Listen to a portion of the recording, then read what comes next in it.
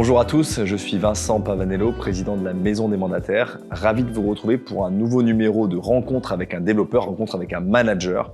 Cette nouvelle émission que vous commencez à connaître et qui est le pendant d'une autre émission que nous avions fait il y a quelques mois où on s'intéressait aux top producteurs. Ces gens qui arrivaient par leur organisation, leur rigueur, leur méthode à atteindre des scores de 10, 20, 30, 40 transactions par an. On s'est dit qu'après ce premier format de vidéo, il était intéressant de s'intéresser à ceux qui avaient fait un autre choix, c'est-à-dire d'allier à la fois la production et le développement. Au fond, et on va en parler avec mon invité juste après, l'idée qu'on peut à la fois faire des ventes, continuer ce beau métier d'agent immobilier, mais également transmettre, construire une équipe, l'animer et la faire réussir. Et pour en parler, j'ai demandé au réseau partenaire de la Maison des Mandataires de m'envoyer et de me recommander auprès de leurs meilleurs managers, de leurs meilleurs développeurs qui avaient des équipes qui, soit par leur taille, soit par leur qualité, méritaient qu'on s'y intéresse. Et c'est bien dans ce cadre-là que je suis ravi, Philippe, de t'accueillir sur la chaîne de la Maison des Mandataires aujourd'hui. Merci Vincent, merci beaucoup pour cette invitation et je suis ravi également de vous retrouver aujourd'hui à Paris. Et alors, on va se tutoyer. Ravi de te rencontrer parce qu'on vient vraiment de se rencontrer à l'instant, donc ça va rendre notre entretien encore plus naturel.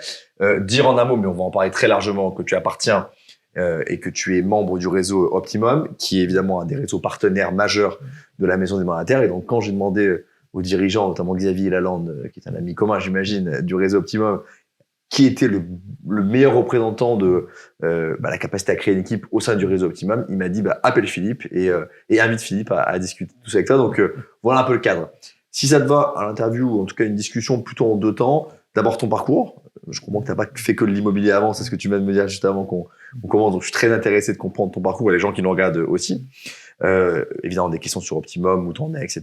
Et puis une deuxième partie sur vraiment le côté manager en toi, d'abord pourquoi tu as choisi de consacrer du temps à développer une équipe, comment tu l'animes, et au fond, c'est quoi tes moteurs dans ce métier-là. Donc, une petite demi-heure ensemble pour parler de tout ça. Donc d'abord, si tu peux te présenter, je crois que tu n'es pas parisien. Exactement. Donc moi non plus, je te mets à l'aise, moi non plus. Effectivement, donc je suis Vosgien d'origine et Vosgien de cœur. J'habite un petit village à côté de Saint-Dié dans les Vosges. Après, entre Épinal et Nancy, pour situer les choses, 1 heure de Colmar, Strasbourg et Nancy, pour faire simple. J'ai 52 ans, j'ai 3 enfants, je suis marié. Effectivement, mon parcours, j'ai démarré, en fait, j'ai fait une école de commerce à Nancy, lycéenne. Je suis parti en stage, au sein de l'Est républicain, un journal, un quotidien régional, où là, ensuite, après l'armée, je suis revenu chez eux pour développer en fait de la publicité.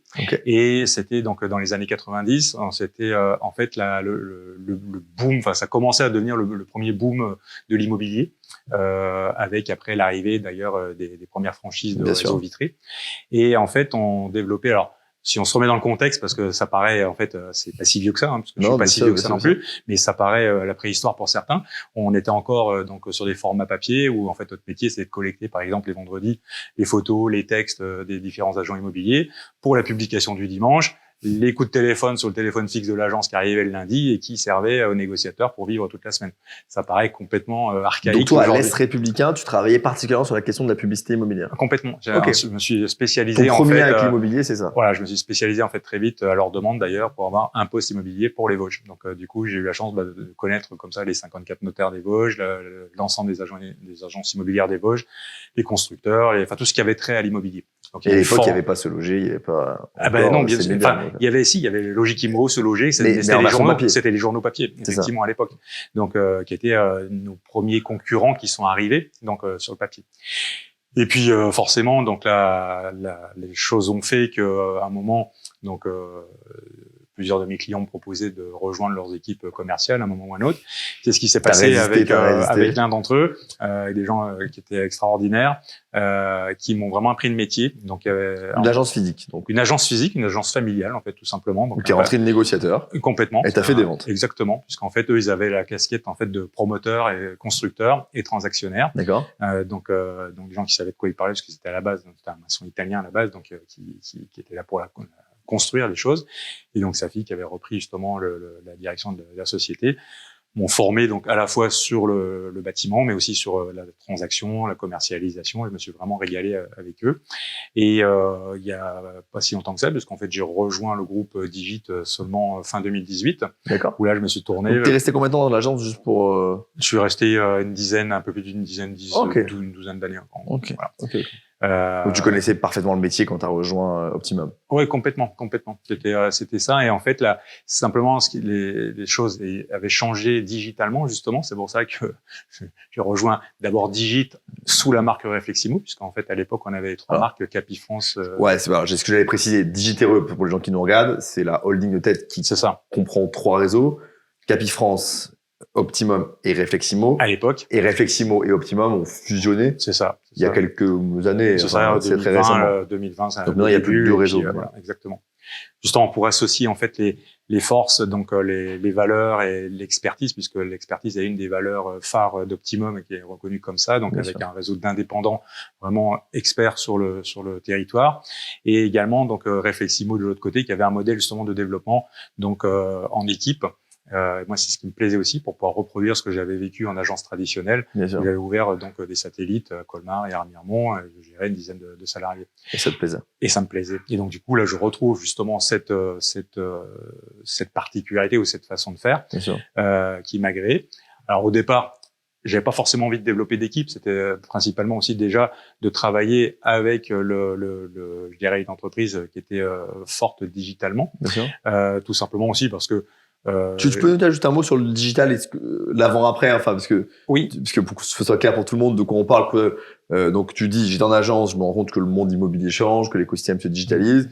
Il te semble à ce moment-là, et je pense que tu as raison, que Optimum est un des réseaux les plus digitalisés. Tu décides de le rejoindre. C'est quoi les 2 ou 3 outils ou les choses que tu as vraiment vues et le changement, quoi, pour illustrer. Pour faire simple, en fait, c'est vrai que par rapport à ce qu'on vient de parler tout à l'heure sur la version papier, en fait, des choses, aujourd'hui, alors aujourd'hui quasiment tout le monde se digitalise, mais effectivement le groupe Digit, donc avec les marques Optimum notamment, étaient donc déjà des pionniers et des précurseurs à le faire. Alors principalement sur le mandat électronique, mais aussi surtout sur je dirais les logiciels pour monter les dossiers et envoyer en publicité la communication. Et ça, ces logiciels-là sont des logiciels, comme tout logiciel, qui deviennent très vite obsolètes. Et le pourquoi vraiment où j'ai rejoint un groupe, c'était parce qu'en fait, les outils appartiennent au groupe, avec des développeurs internes qui sont en perpétuel développement, et on a toujours des outils à la pointe. Je suis allé visiter le siège, je sais pas si tu l'as fait, le nouveau siège de Groupé, t'as eu l'occasion aussi, j'imagine. Exactement. J'ai vu tous les développeurs en train de, effectivement, d'œuvrer. Ouais, effectivement. Et ça, aujourd'hui, enfin, on est plutôt les enfants gâtés. Honnêtement, ça n'a pas de prix, puisque j'ai eu aussi ça une expérience aussi dans les startups où en fait on se rend compte que un logiciel, quand on l'achète déjà, ça coûte très cher, et que quand on nous livre, en général, il y a beaucoup de retard, et en fait, il est déjà quasiment dépassé, soit le logiciel lui-même, soit même carrément la techno. Donc du coup, c'était vraiment pour moi très intéressant de savoir où je mettais les pieds, et ça a été un des éléments déclencheurs. Donc, ça, c'est très important, enfin, très intéressant pour moi avant de passer à ton rôle de chef d'équipe, etc. Mais, donc, 2018, tu te dis, je veux rester dans l'immobilier, j'aime ce métier, voilà. Et comme beaucoup, et tu as bien raison. Donc, je vais trouver plus de digital, dans un réseau monétaire et chez Optimum, donc j'y vais. C'était quoi les autres grandes raisons, pour expliquer ce changement? Parce que on a de plus en plus de gens qui étaient en agence et qui passent en réseau. Ouais. Alors il y avait donc ce point donc des outils, également aussi de savoir qui était à la tête du bateau, parce que c'est important quand on monte d'un bateau d'avoir de savoir qui est le skipper et puisque quelque part où il va et comment il y va.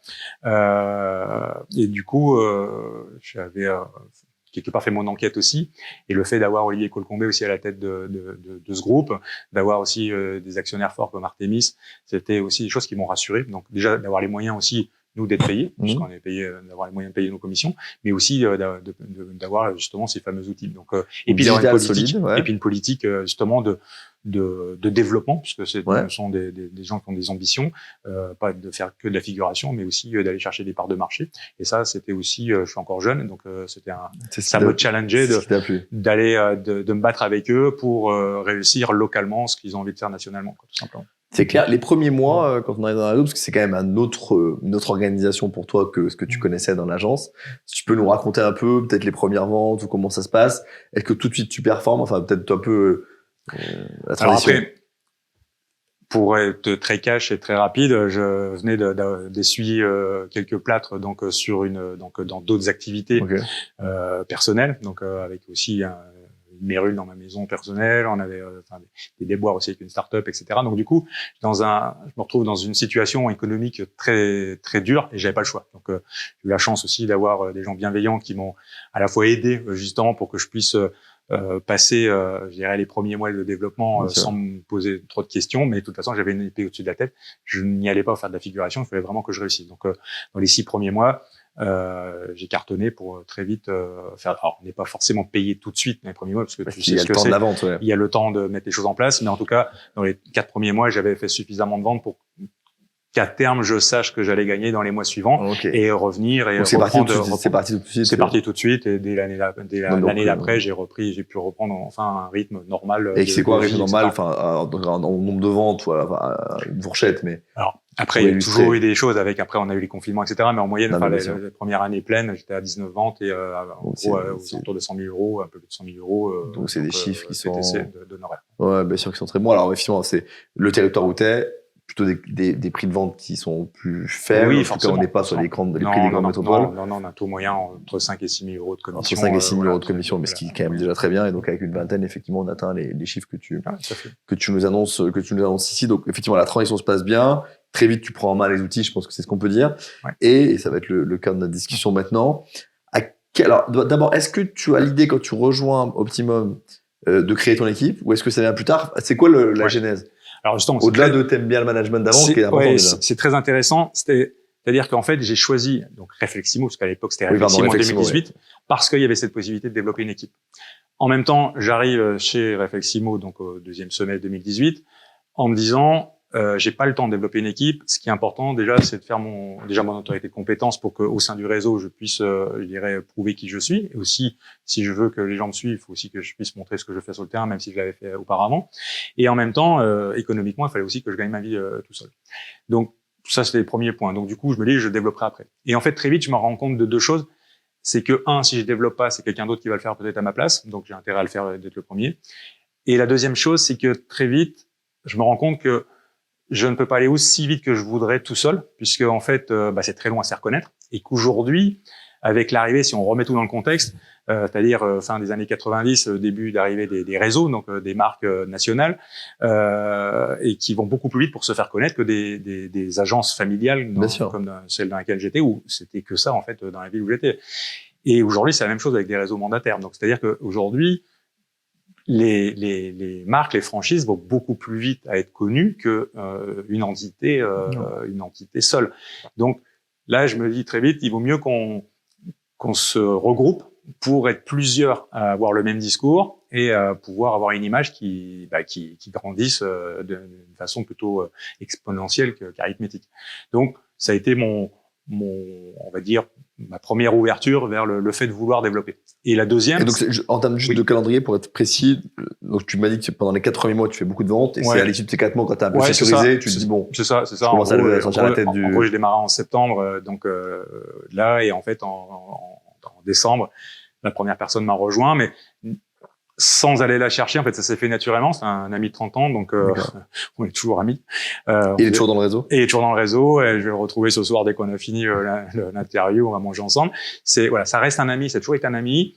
C'était quelqu'un qui était du bâtiment, donc qui avait une société de construction dans la Marne, à qui j'avais vendu un chalet donc en 2008 et qui en a fait sa résidence principale, qui avait vendu ses affaires et qui cherchait justement une activité pour s'occuper jusqu'à la retraite. Moi, j'étais en plein dans ce que je viens de décrire tout à l'heure, une activité croissante. Je commençais à me rendre compte que j'arrivais plus à suivre tout seul. Lui, c'est le bon moment. Donc, du coup, je lui propose de venir. Il vient et on s'est vraiment régalé puisque à la fois, on a, je dirais, gardé nos relations amicales, mais en même temps, développé nos relations professionnelles. On s'est rendu compte aussi qu'on pouvait s'apporter beaucoup. J'ai apporté certaines choses technique commerciale, mais lui technique bâtiment. Okay. Et finalement, on avait également une confiance qui peut se faire des fois plus avec l'un ou avec l'autre. Et en réunissant les deux, eh bien en fait, on avait ça rassurait quasiment tout le monde. Bon binôme. Exactement. Et puis c'est parti comme ça. Et donc après, d'autres nous ont rejoints, notamment des clients, des amis, etc. Ouais, mais ça m'intéresse. Je fais très, très concret, très précis. Donc, le premier recrutement à 30 ans, C'est ça. la confiance règne. Je veux pas dire que c'est un recrutement facile. D'ailleurs, c'est pas un recrutement, mais en tout cas, on voit bien le terreau était favorable, on va dire. La première personne qui t'a rejoint, mais qui était peut-être pas dans ton entourage avant, tu t'en rappelles? Comment tu l'as convaincue? Comment elle s'est intéressée? Oui, c'est quoi un peu les différentes façons de toucher ces gens-là au-delà de son cercle très proche? Alors la toute première personne, pour être encore plus franc, parce que avant justement de ce que je viens d'expliquer avec Antoine, c'était Marjorie. Elle était sur Nancy. En fait, on s'est connus donc en Blablacar. J'allais à ma formation, parce qu'à l'époque, les formations se faisaient à Paris, donc j'allais faire ma formation d'intégration 5 jours à Paris. Et en venant, elle était dans ma voiture Blablacar. Et du coup, en discutant, j'étais chaud comme une baraque à frites. Je sortais, j'avais vraiment, encore une fois, comme j'ai dit, envie enfin, je venais pas faire de la figuration. Et j'étais tellement, on va dire, enthousiaste dans ce que je voulais faire que finalement, c'est la première qui a signé et elle est venue avec moi. C'était contagieux. Et donc après, donc elle a développé son Nancy. Et c'était en fait la première qui a rejoint mon équipe. Non, elle nous a quittés il y a quelques temps. Donc après, pour des raisons de cœur, donc elle a suivi, je dirais, sa moitié dans d'autres. Ce n'est pas la pire des raisons. Exactement. Mais en tout cas, voilà, c'était vraiment une belle rencontre et encore une fois, une façon naturelle pour moi, c'était pas du recrutement, c'était vraiment des connexions sur un carrefour où on se retrouvait et on a évolué ensemble. Voilà. Et tu partages ton enthousiasme et c'est contagieux. Donc ça, c'est OK. L'organisation, donc, si on dit, on va dire un premier recrutement donc en 2019. Oui, c'est ça. Et après, donc, les dates importantes, ou en tout cas le rythme et comment l'organisation, elle grandit. Après, alors ça s'est déjà un peu plus organisé, parce qu'après j'ai commencé aussi à aller vers du recrutement. Donc encore une fois, il y a plusieurs, je dirais, niveaux de recrutement, c'est-à-dire qu'en fait il y a des gens qui gravitent là où j'exerce directement ma profession, donc sur la ville dans laquelle je travaille. Donc c'est principalement justement des clients. La plus grande source, c'est des clients, des gens qui voient comment on travaille, ce qu'on fait, etc. La taille de ton organisation, tu dis la plus grande source. Ouais, encore aujourd'hui, ça reste les clients. Et c'est un bon conseil qu'on peut donner aux gens qui l'ont regardé. Complètement. Et ce qui rassure aussi quelque part, ça veut dire que on donne envie, mais en même temps, les gens voient qui on est et veulent venir parce que justement, ils ont envie de s'associer avec les gens qui sont en face d'eux.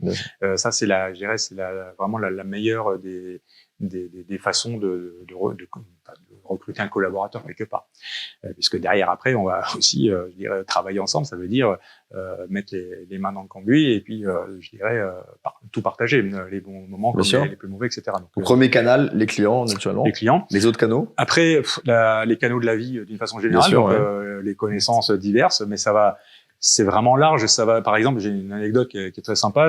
J'adore les anecdotes. Et puis des fois c'est plus parlant. J'ai retrouvé comme ça quelqu'un qui m'a demandé pour prendre un stagiaire. Donc là c'était dans le milieu du sport, parce que je m'occupais aussi donc je donnais un coup de main pour le club de volley de Saint-Dié sur les partenaires. Et en fait, il me demande pour prendre un stage pour valider son année en bac pro. Et on me dit ça 10 jours avant le début du stage. Donc c'était avec mon emploi du temps et dans l'immobilier, avec ce qu'on peut faire, ce qu'on peut pas faire, c'est très difficile et en plus là très difficile d'être réactif et de trouver quelque chose qui soit à la fois intéressant pour lui et qui ait une valeur ajoutée pour lui. Donc du coup, je décide de le prendre pour le club de volley, donc commercialiser des encarts publicitaires pour nous. Et puis finalement, forcément, comme il voit donc les deux casquettes, il voit ce que je fais dans l'immobilier, ça lui donne envie de s'intéresser un peu plus à l'immobilier, alors qu'au départ, il se destinait à travailler dans le monde du sport, voire être prof de sport. Et finalement, au bout de 2 mois, il refait son deuxième stage, donc avec moi, mais là dans l'immobilier, décide finalement de partir dans l'immobilier et de faire un BTS en alternance. Et finalement, là, j'étais prêt à le prendre en alternance d'ailleurs. Et en réfléchissant bien, il se dit, l'accompagnement sera le même, etc. Allez, je me lance, et il part directement. Donc, il avait 20 ans, donc tout jeune, non expérimenté, etc. Bon, on habite vraiment très près, donc on pouvait passer du temps avec beaucoup d'accompagnement. C'est ce qui s'est passé. Finalement, il avait un travail à côté alimentaire, donc où il travaillait dans une grande surface pour justement gagner sa vie au départ et financer justement cette période de démarrage, ce qui est très bien. Puis en même temps, c'était aussi pour lui une source de contact très très importante. Finalement, de fil en aiguille, il a réussi jusqu'à vivre que de l'immobilier aujourd'hui. Et en même temps, il a de fil en aiguille une collaboratrice qui travaillait avec lui dans le magasin. a vu quelque part son ascension à la fois professionnelle, mais aussi à la fois humaine et sociale. Et son mari nous a rejoints. Et donc, du coup, arrivé dans cette fameuse équipe de cette première personne. Donc voilà, c'était juste pour illustrer en fait le fait que c'est toutes des personnes où on n'aurait jamais pu imaginer faire de cette façon. Et finalement, naturellement, la vie a fait ses connexions et on s'est retrouvés ensemble. Et aujourd'hui, ils sont tous toujours dans l'équipe et font partie des questions de l'équipe phare de Saint-Dié. Voilà. Combien de personnes dans ton organisation aujourd'hui? Aujourd'hui, on est 30, donc 30 effectifs formés qui travaillent. Pas 30 sur le premier niveau, non? Non, alors, bien sûr, sur le premier niveau, j'en avais plus puisque c'est moi qui le développais quelque part. En revanche, beaucoup sont, comment dirais-je, pas dire je les place parce que c'est un peu difficile à dire, mais en tout cas, les organisations à grandir. Voilà, et aujourd'hui, je recrute beaucoup plus de personnes que je mets sous d'autres pour m'aider parce que c'est-à-dire qu'aujourd'hui, je peux pas. T'en as combien sur ton premier niveau pour être clair, si tu peux? Aujourd'hui, j'en ai une dizaine à peu près. Et t'estimes que c'est le maximum que tu puisses gérer en direct? Oui, après, on peut reprendre au fur et à mesure, mais c'est-à-dire qu'en fait, pour moi, il y a des paliers, exactement. Et le plus important, c'est de rendre autonome la personne. Alors, on travaille avec des indépendants, donc on peut pas, alors, il y a des avantages et des inconvénients par rapport à des salariés. Et t'as connu les deux, toi, donc tu peux comparer. Les deux. Le gros, dans un cas, il y a des prud'hommes, dans l'autre, ils s'en vont. Mais c'est mieux. Je caricature. Mais en gros, c'est on va dire la grande satisfaction, c'est que chacun est libre de faire ce qu'il veut. Donc s'ils viennent, c'est parce qu'ils ont envie de venir. Et en même temps, le souci, c'est que s'ils veulent faire ce qu'ils veulent faire, ils le font. Donc du coup, on peut pas non plus vouloir faire de quelqu'un ce qu'on voudrait qu'il fasse. Donc je veux dire, c'est vraiment plus d'être totalement dans l'altruisme, dans l'humain, et d'accompagner chacun à aller là où il veut lui-même. Aujourd'hui, Antoine, dont on a parlé tout à l'heure, n'a pas du tout les mêmes objectifs et les mêmes besoins que Fabio, qui vient de démarrer à 20 ans, comme on l'a vu tout à l'heure. Exactement, c'est deux extrêmes, oui, finalement. Donc, ils ont deux modèles qui se comprennent l'un et l'autre. Simplement, il faut être suffisamment ouvert pour les accepter l'un comme l'autre et se mettre à la disposition de l'un et de l'autre d'une autre façon. Pour résumer un peu les choses, souvent, quand je caricature, mon rôle, c'est de mettre une nappe sur la table et en même temps, chacun apporte sur la table ce qu'il veut et prend ce qu'il veut. Certains vont apporter plus, d'autres vont prendre plus, peu importe. Dans tous les cas, chacun apporte des choses. J'aime bien l'image, ouais. Okay. C'est un peu l'auberge espagnole. C'est-à-dire, c'est un partage total et de compétences. Et d'humanité, parce qu'on est dans des métiers où on l'a vu aussi dans l'émission avec les top performers, on passe toujours par des hauts et des bas. Personne n'a raconté l'histoire sans dire j'ai réussi, mais avant de réussir, j'ai eu des échecs. Effectivement, c'est normal. Et dans ces métiers-là, plus que dans d'autres encore, c'est toujours important de se rassurer et d'être en contact avec des gens qui vont bien, parce que c'est rare que ça aille mal pour tout le monde en même temps ou que ça aille bien pour tout le monde en même temps. Donc du coup, quand il y en a un qui est en euphorie, il tire vers le haut les autres, et inversement. Et ça, c'est très important. Et en même temps, il y en a, on l'a vu, qui ont plus de connaissances dans le bâtiment, d'autres qui ont plus de connaissances dans le secteur bancaire, d'autres dans la déco, d'autres dans la communication, d'autres, peu importe. En tout cas, en mettant tout ça en commun, on arrive à monter tout le monde en compétences et monter justement l'équipe en compétences. Et comme on vend de la confiance à la base, puisqu'en fait, c'est la confiance qu'on transmet du propriétaire de la maison à l'acquéreur, et bien en fait, ça augmente justement ce catalyseur de confiance. C'est clair, donc 30 personnes dans l'organisation, 10 au premier niveau, puis après, j'imagine donc les gens ont même des équipes. La question qu'on va te poser, c'est comment tu animes au quotidien cette équipe-là? Est-ce que tu as des rendez-vous récurrents, la visio du lundi matin, l'apéro du dernier jeudi du mois, j'en sais rien, mais comment tu animes un peu? Parce qu'elle est en local, cette équipe, ou elle est nationale? Non, elle est principalement locale. Alors, j'ai des exceptions, mais... J'ai des exceptions plus loin et à Annecy, et la majorité sont d'abord autour de moi. Parce qu'en fait, pour répondre tout à l'heure à la question aussi pourquoi créer cette équipe, parce qu'il y a quand même des intérêts, on l'a vu, de représentation, mais il y a un moment quand on commence on va dire à avoir un rythme, les affaires arrivent toutes seules et il y a un moment où on se suit plus. Donc il faut bien pouvoir répondre justement à la demande, et si on veut rester efficace et faire des choses qualitatives, on n'a pas trop le choix que de déléguer ou de s'entourer d'autres personnes.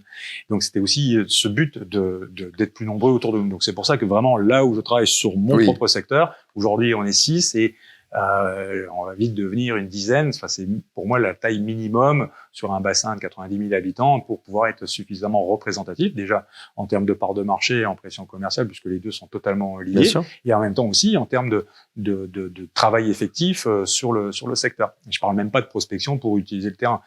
Déjà juste pour répondre à la demande, à tout, et être suffisamment présent. Et en même temps, ça permet aussi, quand on est plus nombreux, de mutualiser des coûts.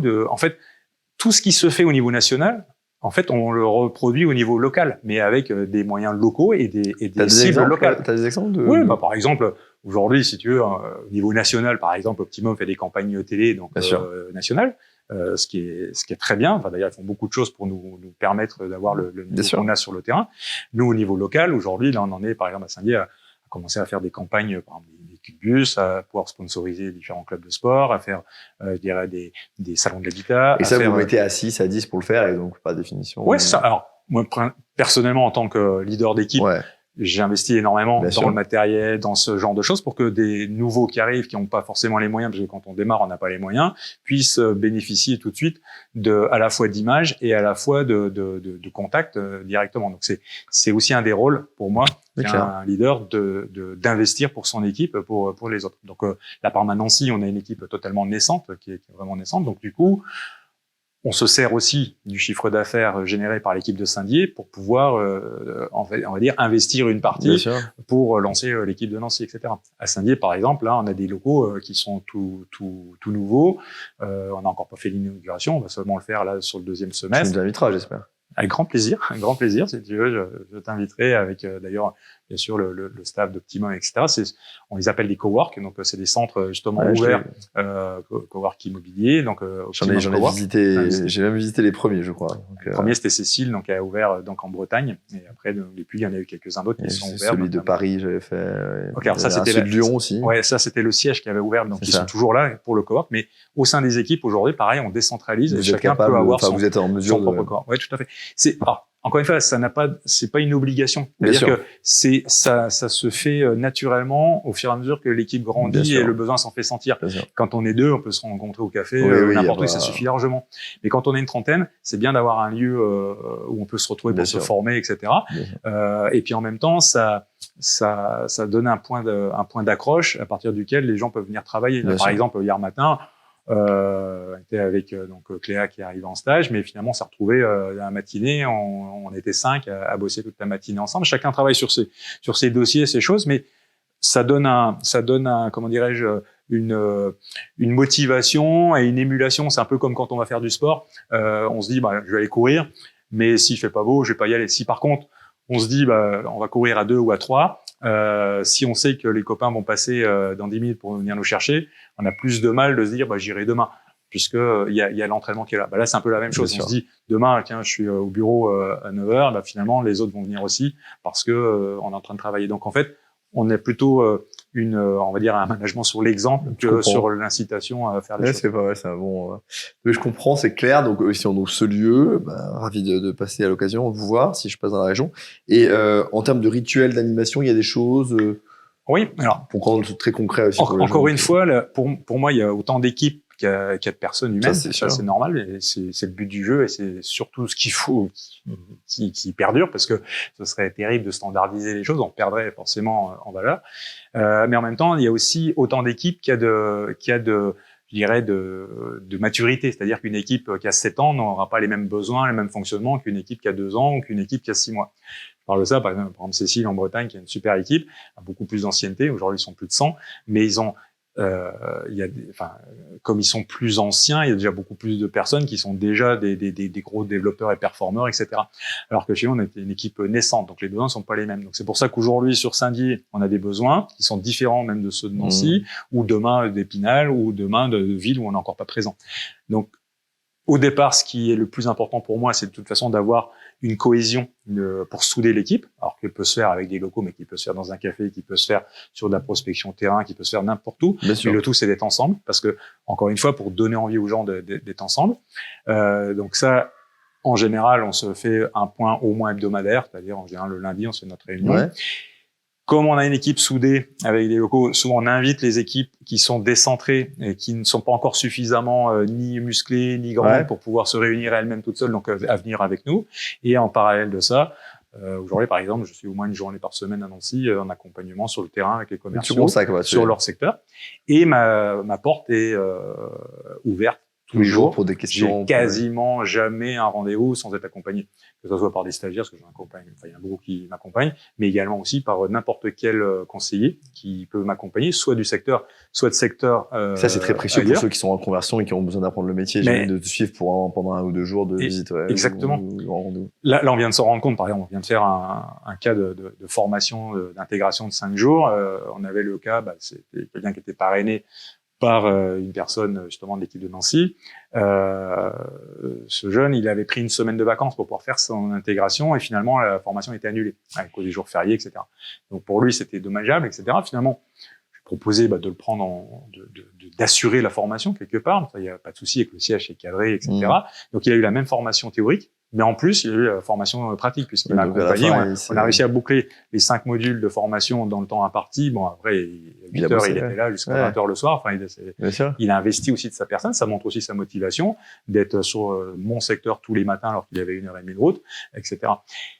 1, il est motivé. 2, il est formé théoriquement. Et 3, il est formé pratiquement. Donc déjà, il démarre avec une motivation et en même temps un savoir-faire déjà beaucoup plus important. Et parallèlement à ça, à la fois son parrain direct sur le secteur peut l'accompagner sur plein de points, je peux l'accompagner également sur plein d'autres points, et je peux surtout accompagner son propre parrain à l'accompagner. Bien sûr, parce que c'est comme c'est un vrai métier, ce qu'on essaie de montrer. J'ai une dernière question, peut-être 2 dernières questions à poser.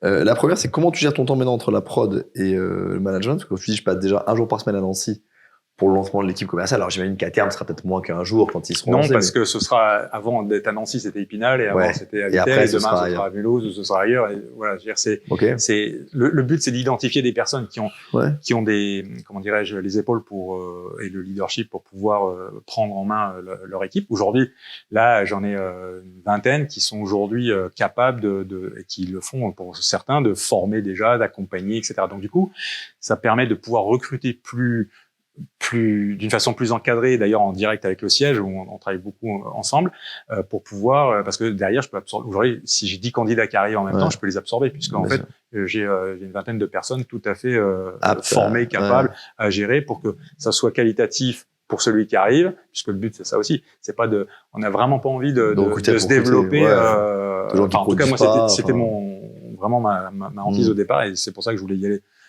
doucement pour vraiment poser les pierres angulaires, vraiment des bonnes fondations pour pouvoir construire dessus et ne pas justement aller trop vite et puis recruter des gens qui font que du recrutement où derrière on n'a pas de production ou alors on a des gens qui sont fragiles et la confiance qu'on va chercher avec le propriétaire et qu'on redonne au vendeur, on pourrait plus la maintenir. Donc c'est vraiment ça pour moi le plus important. Comment tu réponds sur ton temps? Et en fait la question qui est un peu derrière, c'est est-ce que ça a eu un impact sur ta production? Alors oui, mécaniquement, oui. Oui, bien sûr. C'est aujourd'hui, je travaille énormément, mais ça, de toute façon, si je fais des passages sur autre chose, je veux dire, c'est dans ma nature.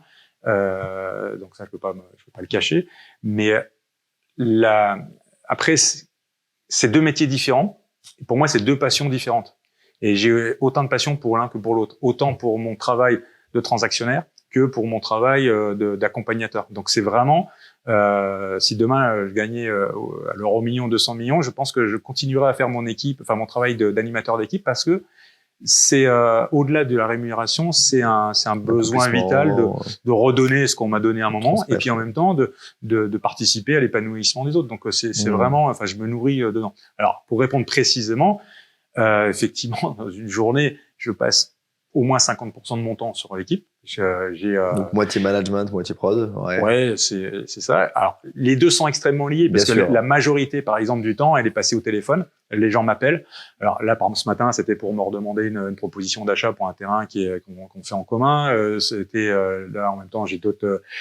C'est sur pareil une maison donc qui pose problème, donc un peu plus compliqué. Là, après, c'est un fonds de commerce, un autre c'est un viager. Enfin, il y a toujours des questions qui sont un peu particulières, qui sont techniques, suivant le niveau bien sûr de la personne. Quand les gens démarrent, c'est plus des questions terre à terre, et souvent ça se fait maintenant avec des gens qui sont déjà en accompagnement. Et puis plus on monte dans le niveau, plus les questions on va dire, se précisent et sont subtiles. Donc du coup, l'accompagnement est différent, mais en termes de temps, il est toujours présent, puis il sera toujours présent, puisque le but c'est pas de prendre une équipe pour les faire travailler à la place, c'est au contraire de les accompagner et ensemble de développer les choses. Donc voilà. Ok, mais 50-50, ça nous donne et puis on imagine bien, et puis c'est pas super étanche comme tu le dis. Là. Du coup, ça va à la dernière question et tu réponds évidemment comme tu veux, mais ça intéresse les gens parce que moi, ce qu'on essaye, en tout cas sur la chaîne de la Maison des Mandataires, c'est pas de dire les gens font ce métier que pour l'argent, mais c'est quand même de le rendre concret, quoi. Et donc, toi qui produis, et tu l'as dit, avant de développer une équipe qui est capable de faire 20 ventes par an, si tu dis demain, je consacre la moitié de mon temps à faire autre chose, bon voilà, je trouve ça intéressant de dire, bah ok, aujourd'hui, ton organisation, c'est quoi la fourchette ou l'ordre de grandeur de ce que ça te rapporte, et un peu ton ambition, si tu veux le partager avec nous, avec les gens qui nous regardent, ça rend la chose concrète. Bien sûr. Ça n'empêche pas que ce soit aussi une passion et que ce soit aussi quelque chose que tu apprécies. Mais complètement. Puis, encore une fois, j'ai une passion, je m'en cache pas, j'ai besoin d'argent pour vivre, ça aussi, donc il y a aucun souci. Là, ce qui est intéressant aussi dans ce que j'ai pas dit, et c'est aussi alors c'est pas la raison pour laquelle j'ai démarré une équipe, mais c'est en tout cas, c'est étant confronté à la situation que je me suis rendu compte de l'intérêt de l'équipe. C'est plutôt dans ce sens-là. C'est-à-dire que, par exemple, l'année dernière, j'ai eu une grosse récidive de cancer. Donc, j'ai passé 3 mois d'hospitalisation. J'ai eu 288 heures de chimio. Donc, c'était une année très compliquée. Puisqu'en fait, j'étais plus souvent à l'hôpital. Enfin, en tout cas, dans le milieu hospitalier que sur le terrain. Malgré ça, je fais quasiment les 100 000 euros de chiffre. J'avais quasiment le même nombre de ventes. Pendant l'hospitalisation, je rentre 4 mandats. Et je peux rentrer les mandats à l'hôpital, engager la confiance des acquéreurs, parce que derrière, j'ai une équipe sur le terrain. C'est-à-dire que c'est pas moi qui vais aller les travailler, c'est les gens qui sont autour de moi, qui prennent le relais, etc. Donc du coup, ça, c'était aussi encore une fois, j'ai pas développé l'équipe pour ça, parce que forcément, je pensais pas être malade un jour comme ça. Mais en même temps, je me suis rendu compte de cette puissance de feu aussi, techniquement, sur le terrain. Là, par exemple, aujourd'hui, là, le fameux terrain dont on parle, c'est justement un collaborateur de Saint-Dié là qui est en train de le vendre. Donc, c'est un terrain à moi, mais aujourd'hui, je m'en occupe pas. Là, j'ai mis en pub ce matin dans le train deux biens parce que justement Fabio est derrière. Je sais qu'il fait pas le pont. Il sera là vendredi sur le terrain. Il va pouvoir faire les visites, etc. J'ai Antoine, là, par exemple. On était hier avec des clients allemands sur une maison que j'ai partagée, etc. J'ai un appartement là qui est en train d'être vendu. T'as beaucoup plus de corps à ton arc. On vient d'en vendre une aussi à Bussan à 1 heure avec Anne. En fait, aujourd'hui, la majorité des biens, alors pas forcément tous, mais en tout cas une grande majorité, sont partagés. Donc ça me permet de rentrer. Forcément, comme j'ai plus d'expérience parce que je suis plus âgé, et il y a un juste retour des choses, donc je rentre peut-être plus facilement des mandats. Et du coup, les autres qui ont plus de temps vont les sortir plus facilement aussi. Donc au sein de l'équipe, on a un partage. Aujourd'hui, on était plutôt à 30%. Je pense que l'année prochaine, on va plutôt être pas loin de 50% d'affaires partagées les uns les autres dans l'équipe, ce qui est énorme. On a un taux par exemple d'exclus. Aujourd'hui, on est déjà chez Optimum, on a plutôt un taux qui est relativement haut.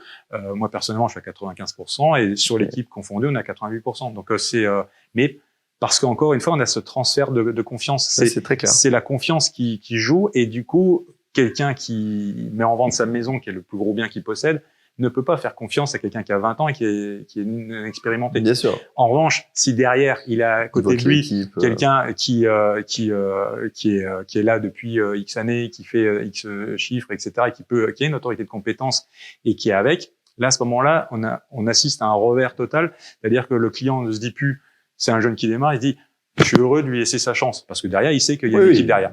Et c'est ça l'intérêt. Voilà. Alors après, pour répondre à ta question, tu sais que je suis aujourd'hui, là, par exemple, je commence à avoir un récurrent, puisque c'est un récurrent, puisque autant moi, mes clients qui vont acheter une maison, ils vont pouvoir en acheter une deuxième demain. En revanche, les conseillers qui font du chiffre, j'irai, ils le font tous les mois. Et là, dans l'équipe, j'en ai déjà qui sont à plus de 100 000 euros, donc là, qui vont être Optimus cette année, et d'autres qui sont en passe de le devenir, donc il y en a de plus en plus. Et aujourd'hui, je gagne en moyenne à peu près 2000, aux alentours de 2000, 2500 euros par mois, donc de récurrence. C'est-à-dire que chez nous, Dans un réseau, si on le développe, on peut compter pratiquement entre 500 et 1000 euros par an de développement de chiffre d'affaires équipe, mais c'est des moyennes par personne. sûr. Parce qu'en fait, au début, mais je pense que en phase d'investissement, on gagne beaucoup moins, et ensuite, on gagne beaucoup plus après. Ouais, et puis, mais vu ton application, tu as plus de chances d'être au-dessus de la moyenne que... Oui, tout à fait. Dans tout ok, mais ça donne un ordre de grandeur, encore une fois, et on te souhaite d'évoluer. Merci beaucoup, Philippe. J'ai beaucoup aimé ce que tu as dit sur la fin, parce que le côté, on est plusieurs. Alors, il y a le cas extrême de l'épreuve personnelle que tu as eu, où là, tout le monde va comprendre qu'effectivement, c'était hyper précieux pour toi. Bien sûr. Mais au-delà de ce cas extrême qu'on souhaite à personne et qu'on ne te souhaite pas, évidemment, il y a au quotidien, même pour les gens en pleine santé, on peut prendre plus de mandats, on peut faire plus de choses, on peut plus répartir la charge. Tout simplement les vacances. Aujourd'hui, si on veut partir en vacances, aujourd'hui, on a la facilité, on change de conseiller, on est conseiller principal, celui qui est là, et c'est lui qui reçoit les appels, et il gère, etc. Et ça permet de partir serein, c'est-à-dire de ne pas se dire il faut que je regarde mes mails, etc. Il y a une délégation totale et en même temps qui est faite de la même façon que si on le faisait nous-mêmes. Ça vraiment, ça n'a pas de prix. Et pour ceux qui hésitaient encore, qui sont déjà dans des réseaux, chez Optimum ou d'autres et qui veulent créer leur équipe, je pense que tu leur en donnes envie. Donc je voulais te remercier pour le partage d'expérience, de méthode, la transparence. On a parlé ensemble de pas mal de sujets. Donc merci Philippe. Et puis je vous donne rendez-vous très bientôt pour un nouvel épisode de Rencontre avec un manager. Aujourd'hui, le manager star, c'était Philippe du réseau Optimum. Merci Vincent en tout cas et à bientôt.